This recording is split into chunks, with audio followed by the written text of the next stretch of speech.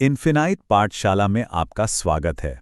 कभी सोचा है कि अपनी मेहनत की कमाई को एक ऐसी मशीन में कैसे बदला जाए जो हर महीने लगातार आमदनी देती रहे?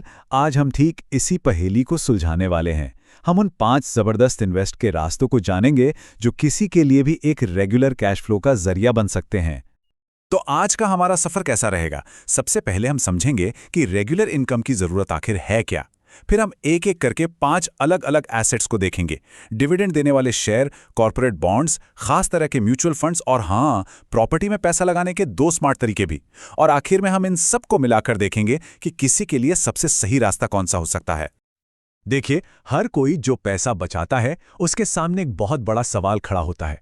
अपनी मेहनत से बचाए गए पैसे को एक ऐसे सिस्टम में कैसे बदला जाए जो लगातार इनकम देता रहे। ये सिर्फ पैसे बचाने की बात नहीं है, बल्कि उस पैसे को अपने लिए काम पर लगाने की कला है। और ये सवाल हम में से ज्यादातर लोग खुद से पूछते हैं ना कि मुझे हर महीने एक फिक्स्ड अमाउंट, मान लीजिए 20,000 रुपए की जरूरत है, मैं ये कैसे कर सकता हूं? तो चलिए, अगले कुछ मिनटों में हम इसी सवाल के कुछ प्रैक्टिकल जवाब ढूंढते हैं। तो हमारा पहला पड़ाव है स्टॉक मार्केट। हो सकता है ये सुनकर कुछ लोग चौंक जाएं, लेकिन हाँ, अगर सही कंपनियों के शेयर चुने जाएं तो एक ऐसा पोर्टफोलियो बनाना जा सकता है जो सच में एक रेगुलर इनकम का जरिया बन जाए। अच्छा, डिविडेंड स्टॉक्स को ऐसे समझिए जैसे आपने किसी फलदार पेड़ में हिस्सेदारी खरीद ली हो। अब जब कंपनी अच्छा काम करती है, मुनाफा कमाती है, तो वो उस मुनाफे का एक हिस्सा अपने मालिकों यानी शेयर होल्डर्स के साथ बांटती है। बस इसी हिस्से को डिविडेंड कहते हैं और ये अक्सर हर 3 महीने में सीधे खाते में आ जाता है। अगर डिविडेंड की ताकत पर कोई भी शक हो तो जरा इस आंकड़े पर गौर कीजिए। दुनिया के सबसे कामयाब निवेशकों में से एक वॉरेन बफेट साल 2025 में सिर्फ और सिर्फ अपने स्टॉक डिविडेंड से $3 बिलियन से ज्यादा कमाने वाले हैं। यह दिखाता है कि सब्र और सही कंपनियों में निवेश की ताकत क्या होती है। लेकिन ये भी सच है कि स्टॉक्स में एक रिस्क हमेशा रहता है। जो पैसा लगाया गया है, मान लीजिए 100 रुपए, वो बाजार के उतार चढ़ाव की वजह से बढ़कर 200 रुपए भी हो सकता है और घटकर 50 रुपए भी रह सकता है। ये एक बहुत जरूरी बात है जिसे गांठ बांध लेना चाहिए। पोर्टफोलियो की वैल्यू में गिरावट सिर्फ एक कागजी नुकसान है। असली नुकसान तो तब होता है जब कोई घबराकर अपने शेयर बेच देता है। जब तक इन्वेस्टमेंट बना हुआ है, वापसी की उम्मीद हमेशा बनी रहती है। ठीक है, अगर स्टॉक मार्केट का उतार चढ़ाव किसी के लिए थोड़ा ज्यादा है, तो चलिए एक ज्यादा स्थिर ऑप्शन देखते हैं, कॉर्पोरेट बॉन्ड्स। पहले ये सिर्फ बड़े इन्वेस्टर्स का खेल माना जाता था, लेकिन अब तस्वीर बदल रही है। इसे बहुत ही आसान भाषा में समझते हैं। जब कोई कॉर्पोरेट बॉन्ड खरीदता है, तो वो एक तरह से उस कंपनी के लिए बैंक बन जाता है। मतलब आप कंपनी को पैसा उधार देते हैं और बदले में वो कंपनी आपको नियमित रूप से ब्याज चुकाने का वादा करती है, बिल्कुल वैसे ही जैसे बैंक लोन पर ब्याज लेता है। और यहीं पर आता है एक असली गेम चेंजर। रेगुलेटर्स के नए नियमों की वजह से अब इस बाजार में आने के लिए लाखों रुपए की जरूरत नहीं है। अब कोई भी सिर्फ 10,000 रुपए से कॉर्पोरेट बॉन्ड में निवेश शुरू कर सकता है, जिससे ये पहले से कहीं ज्यादा लोगों की पहुंच में आ गया है। चलिए एक असली उदाहरण देखते हैं। एक खास बॉन्ड है जो 11.25% का यील्ड टू मैच्योरिटी दे रहा है। इसका सीधा सा मतलब है कि अगर कोई इस बॉन्ड को खरीदता है और उसकी पूरी अवधि तक अपने पास रखता है, तो उसे अपने इन्वेस्टमेंट पर औसतन हर साल 11.25% का रिटर्न मिलेगा। फिक्स्ड इनकम के हिसाब से ये एक बहुत ही बढ़िया रेट है।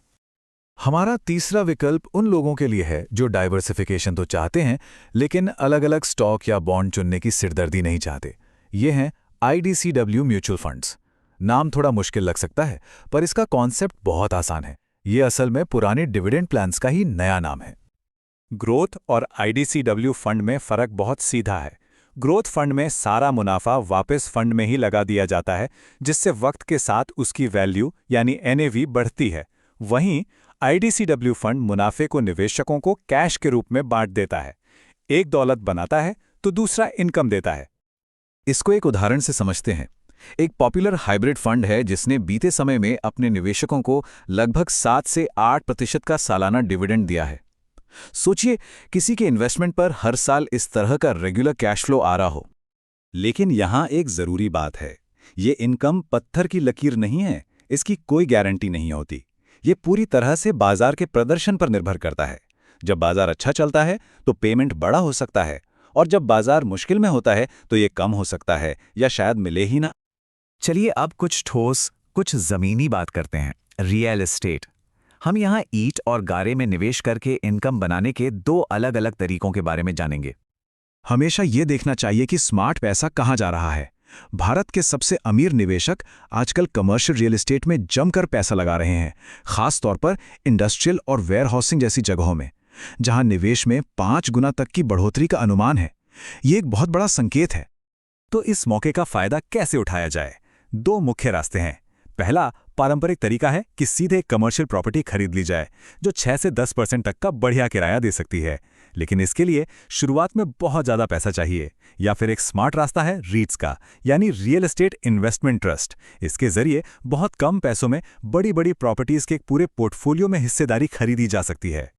एक उदाहरण लें, भारत के सबसे पुराने रीट्स में से एक एम्बेसी रीट ने अपनी शुरुआत से अब तक डिविडेंड और प्रॉपर्टी की कीमत में बढ़ोतरी को मिलाकर औसतन 10.5% का सालाना रिटर्न दिया है। Stocks, bonds, funds, real estate, हमने काफी कुछ देख लिया है। अब सवाल बस एक है, इनमें से कौन सा ऑप्शन किसी की फाइनेंशियल जिंदगी में बिल्कुल फिट बैठता है? तो ये रहा एक्शन प्लान। कहीं भी पैसा लगाने से पहले अपना होमवर्क जरूर करें। हर एसेट क्लास को ठीक से समझें। ईमानदारी से खुद से पूछें कि कितना रिस्क ले सकते हैं, ताकि रातों की नींद खराब ना हो। और याद रखें, लक्ष्य जल्दी अमीर बनना नहीं, बल्कि सुरक्षित और समझदारी से निवेश करना है। देखिए, निवेश में वन साइज फिट्स ऑल जैसा कुछ नहीं होता।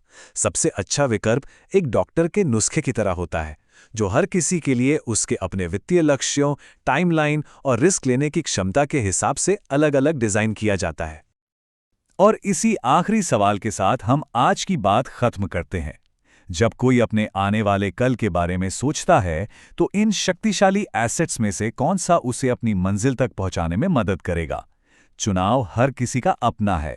देखने के लिए धन्यवाद। बने रहिए